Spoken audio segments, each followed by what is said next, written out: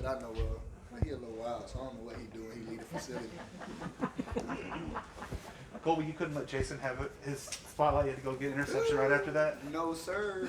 No, we've been talking about it. We be roommates on the road, and we be talking about competing, just to see who at the end of the year can get the most picks. And he got his, and before anything, I'm excited for him. But he like to run off and celebrate by himself, so I couldn't really show him no love. And then once all that settles down, I get to looking at him like, all right, we was tied, and then came back next drive and got mine, and he was like, man, we was only tied for a minute, bro. He gonna have his fair share of chances, boy, ball hawk. I gotta stay on my P's and Q's, he gonna catch me. So. I'm sure I will.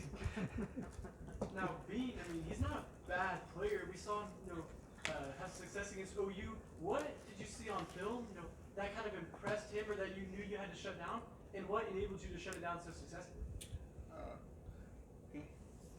I think that he was just a great football player. I don't think that you like seeing guys like that, but I don't think that we were really trying to hone in and focus. We just came off a game that we let slip, so we were just trying to focus in, lock in to everything we needed to do to be able to get a win. Did you guys know that you hadn't given up a first down as it was happening, and was that like talk on the sideline, like, hey, we can't let him get a first down, we can't let him get a first down? Was that something known in the time it was happening? I didn't hear it for the first time until we was in at halftime, and somebody said it, and I was like, oh man. And then of course it becomes something that we try to, in the second half, try to keep going, moving forward. But Coach Knowles was up here earlier, and he was talking about how we pride ourselves on third down. And we got 5 goals that we try to meet every game as a defense, and third down is one of the biggest ones. We did it well last year. So far this year, we played well on third down. As a defense, if you can force teams to third down and then have a scheme where you're confident in what you're going to call on third down, it just makes everything easier on that side of the ball. So. What is the key on third down? Jim was saying that's really a hallmark for you guys. What is it about third down? I don't know. Maybe you don't want to give away any secrets, but what is it about third down? You guys are so effective on that down. I think it's just in his head. He knows. I don't know the answer, but because he just dialed up calls for us. Probably he's super aggressive. Probably his aggressiveness plays a role, but only he knows the real answer to that question. But you guys got to go out and make the plays. I mean, Jason, you guys make a ton of plays on third down.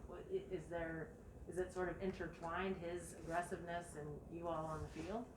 Yeah, I think that mostly it's him. I feel like we try to go out there and make play every down. Yeah. Try to not give up anything. He always says they give us an inch, we'll defend it. So I feel like regardless of the down, regardless of the play, you got to defend. For both of you guys, how has Jim evolved the last 4 years or so since he's gotten here? Because you guys have seen him when he got here to now. What's he like?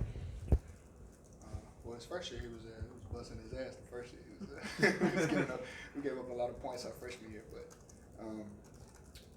I think he's just had more time with the guys that he's got. He came in with us, so we've seen the same system for 4 years now, and now that you got guys like us two and Brock and all of the older guys, Jark, all of the older guys that have played a lot, we can pass on some of the stuff like the intricate details of Coach Knowles' defense that we know, and we can pass it to those young guys. He's not in the stage of he just got here and he's having to kind of create a defense anymore, but he's now just teaching what he knows, and it's starting to show up every Saturday.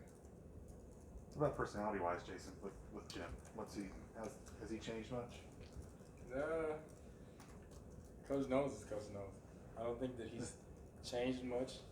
He's a little more chill. Yeah, he's more chill now because he had to be that way at the beginning. I feel like he saw a vision for this defense to be something. Obviously, we weren't what he envisioned at first, but over time we started to buy in, and now this is what it is. I feel like, just like you said, as we've been here longer and he's been with us longer, he can really mold and see what guys are good at and put guys in those spots to be great defenders. One of the things that he says like every Saturday in our meetings before the game is that just buy in and trust that we can win games on defense. Like we got the talent, we got the scheme, and for so long, at Oklahoma State, offense offense was scoring all those points and his defense was trying to survive. Like, even the great teams we had before, they was giving up a lot of yards, forcing a lot of turnovers and just surviving. Whereas Coach Knowles kind of has more of an approach of, and you see it in his play calling and how aggressive he is. He wants to win games defensively, and I think that attitude and that mindset, it fares well for us. You guys have been playing great defense all year long, but the offense is looking like it's starting to hit a stride too. How does that play with you guys, seeing them maybe starting to, come on and maybe hit a stretch run that they're at another level potentially? I think, we always knew the type of offense we had. I feel like the beginning of the year, we felt like there was so much, they're really good. So to see that that's really finally coming through, it's exciting for me. No penalties in the first half, and I think just one in the second half. How do you leverage that discipline as a defensive team moving through the rest of the stretch? I think with the guys we got, if we don't shoot ourselves in the foot, it's going to be tough for offenses to, sustain drives and put up a lot of points. So that's something that we try to pride ourselves on every day in practice. You got strength staff out there and other guys out there throwing flags if they see one and making sure that we stay disciplined. I don't necessarily agree with all their calls, but they're out there.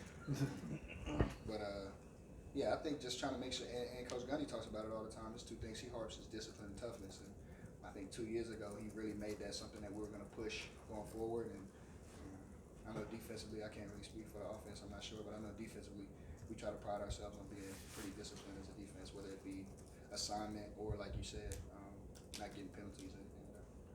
Kolby, obviously it's you guys in the backfield making the interceptions, making the play, but how much do you also give tribute to the line, the constant pressure that they're getting on QBs to force some of those passes? All of it. To be a good defense, you got to have, the yin and yang of the front seven and the back end.